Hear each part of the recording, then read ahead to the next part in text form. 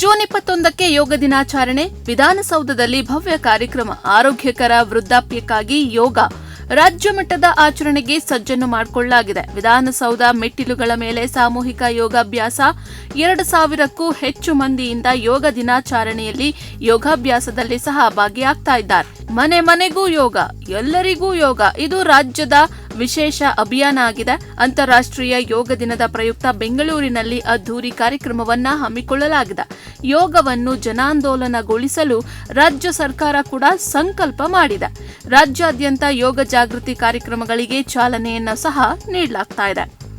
June 21ರಂದು ಆಚರಿಸಲಾಗುವ 12ನೇ ಅಂತಾರಾಷ್ಟ್ರೀಯ ಯೋಗ ದಿನಾಚರಣೆಯ ಅಂಗವಾಗಿ ಕರ್ನಾಟಕ ಸರ್ಕಾರದ ಆಯುಷ್ ಇಲಾಖೆ ವತಿಯಿಂದ ವಿಧಾನಸೌಧದ ಭವ್ಯ ಮೆಟ್ಟಿಲುಗಳ ಮೇಲೆ ರಾಜ್ಯ ಮಟ್ಟದ ಯೋಗ ಕಾರ್ಯಕ್ರಮವನ್ನು ಆಯೋಜಿಸಲಾಗಿದೆ ಎಂದು ಆರೋಗ್ಯ ಮತ್ತು ಕುಟುಂಬ ಕಲ್ಯಾಣ ಸಚಿವರು ತಿಳಿಸಿದ್ದಾರೆ. ಈ ವರ್ಷ ಅಂತಾರಾಷ್ಟ್ರೀಯ ಯೋಗ ದಿನಾಚರಣೆಯ ಘೋಷವಾಕ್ಯ ಆರೋಗ್ಯಕರ ವೃದ್ಧಾಪ್ಯಕ್ಕಾಗಿ ಯೋಗ ಆಗಿದ್ದು, ಆರೋಗ್ಯಕರ ಜೀವನ ಶೈಲಿ ಮತ್ತು ವೃದ್ಧಾಪ್ಯದಲ್ಲಿ ದೈಹಿಕ ಮಾನಸಿಕ ಕ್ಷೇಮವನ್ನು ಉತ್ತೇಜಿಸುವ ಉದ್ದೇಶದಿಂದ ವಿವಿಧ ಕಾರ್ಯಗಳನ್ನು ಹಮ್ಮಿಕೊಳ್ಳಲಾಗಿದೆ. ಜೂನ್ 21ರಂದು ಬೆಳಿಗ್ಗೆ 7 ಗಂಟೆಗೆ ನಡೆಯಲಿರುವ ಕಾರ್ಯಕ್ರಮವನ್ನು ಕರ್ನಾಟಕದ ರಾಜ್ಯಪಾಲರು ಉದ್ಘಾಟಿಸಲಿದ್ದಾರೆ. ಗೌರವಾನ್ವಿತ ಅತಿಥಿಗಳಾಗಿ ಕರ್ನಾಟಕದ ಮುಖ್ಯಮಂತ್ರಿಗಳು ಸೇರಿದಂತೆ ರಾಜ್ಯ ಸರ್ಕಾರದ ಅನೇಕ ಗಣ್ಯರು ಭಾಗವಹಿಸಲಿದ್ದಾರೆ. ಕನ್ನಡ ಚಿತ್ರರಂಗದ ನಟ ನಟಿಯರು ವಿಶೇಷ ಅತಿಥಿಗಳಾಗಿ ಭಾಗವಹಿಸಲಿದ್ದಾರೆ. ಕಾರ್ಯಕ್ರಮದಲ್ಲಿ ಯೋಗ ಶಿಷ್ಟಾಚಾರದಂತೆ ಸುಮಾರು 40 ನಿಮಿಷಗಳ ಯೋಗಾಭ್ಯಾಸ ನಡೆಸಲಾಗುವುದು. ರಾಜ್ಯದ ವಿವಿಧ ಭಾಗಗಳಿಂದ ಆಗಮಿಸುವ ಯೋಗ ಶಿಕ್ಷಕರು, ಯೋಗ ಸಾಧಕರು ಹಾಗೂ ಸಾರ್ವಜನಿಕರನ್ನು ಒಳಗೊಂಡಂತೆ ಸುಮಾರು 2,000ಕ್ಕೂ ಹೆಚ್ಚು ಮಂದಿ ಭಾಗವಹಿಸುವ ನಿರೀಕ್ಷೆ ಇದೆ.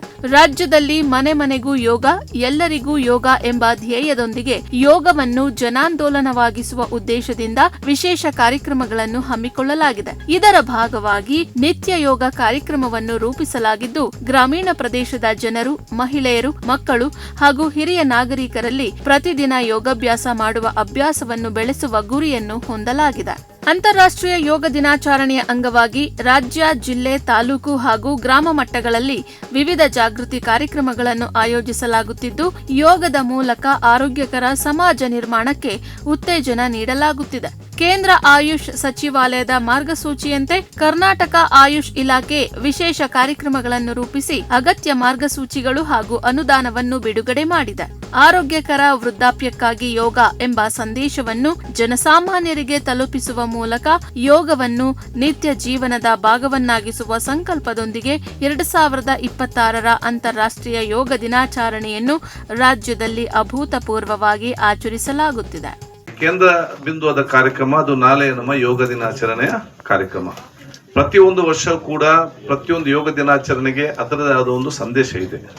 ಈ ಸಲದ ಯೋಗದ ಆ ಒಂದು ಅಂತಾರಾಷ್ಟ್ರೀಯ ಯೋಗ ದಿನಾಚರಣೆ ಸಂದೇಶವೇ ಅದು ಆರೋಗ್ಯ ವೃದ್ಧಾಪ್ಯಕ್ಕಾಗಿ ಯೋಗ ಎಂಬ ಆ ಸಂದೇಶದೊಂದಿಗೆ ಇವತ್ತು ಈ ಕಾರ್ಯಕ್ರಮ ಇವತ್ತು ನಡೆಸ್ತಾ ಇದ್ದೇವೆ.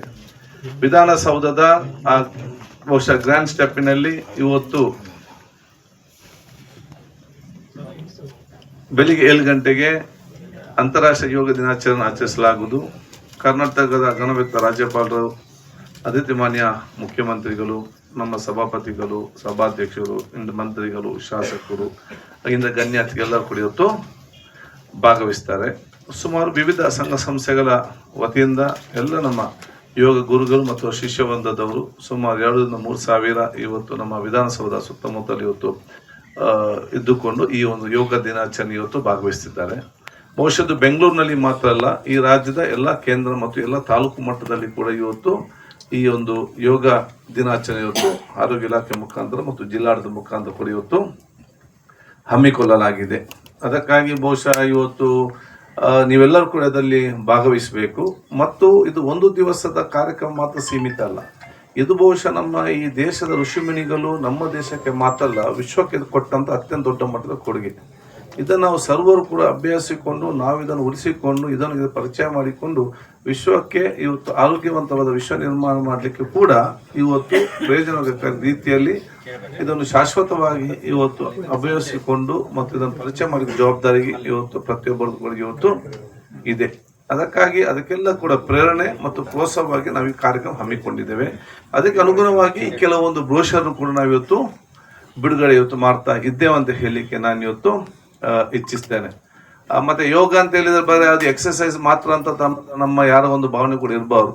ಯೋಗ ಅಂತ ಹೇಳಿದ್ರೆ ಅದು ಆಹಾರ, ನಮ್ಮ ಲೈಫ್ ಸ್ಟೈಲ್, ನಮ್ಮ ಪರಿಸರ ಎಲ್ಲವೂ ಕೂಡ ಸೇರಿಕೊಂಡ್ರೆ ಮಾತ್ರ ಅದು ಯೋಗಕ್ಕೆ ಇವತ್ತು ಪ್ರಯೋಜನಕಾರಿಯಾಗುವಂಥ ವಿಚಾರ ಕೂಡ ಇವತ್ತು ಆಗ್ತದೆ. ಅದಕ್ಕನ್ನು ನಾವು ಯಾರೆಲ್ಲ ಇವತ್ತು ಯೋಗವನ್ನು ಅಭ್ಯಾಸ ಇವತ್ತು ಮಾಡ್ತೀರಾ ಅಥವಾ ಅದರ ಬಗ್ಗೆ ಸ್ವಲ್ಪ ಜಾಗೃತರಾಗಿರ್ತೀರಾ, ಯೋಗದ ಜೊತೆಯಲ್ಲಿ ಇದನ್ನು ಕೂಡ ತಾವು ಬಗ್ಗೆ ಜಾಗೃತೆ ಖಂಡಿತವಾಗಿಯೂ ಆಗ್ತೀರಿ. ನಿಮ್ಮ ಆಹಾರ ಪದ್ಧತಿಯಲ್ಲಿ ಬದಲಾವಣೆ ಆಗ್ತದೆ, ನಿಮ್ಮ ಒಂದು ವ್ಯಕ್ತಿತ್ವದಲ್ಲಿ ಬದಲಾವಣೆ ಆಗ್ತದೆ, ನಿಮ್ಮ ಆ ಒಂದು ಜೀವನ ಶೈಲಿ ಮತ್ತು ಪರಿಸರ ಆಟೋಮೆಟಿಕ್ ಆಗಿ ಇವತ್ತು ಒಂದು ಬದಲಾವಣೆ ಖಂಡಿತವಾಗಿ ಇವತ್ತು ಬಂದೇ ಬರ್ತದೆ.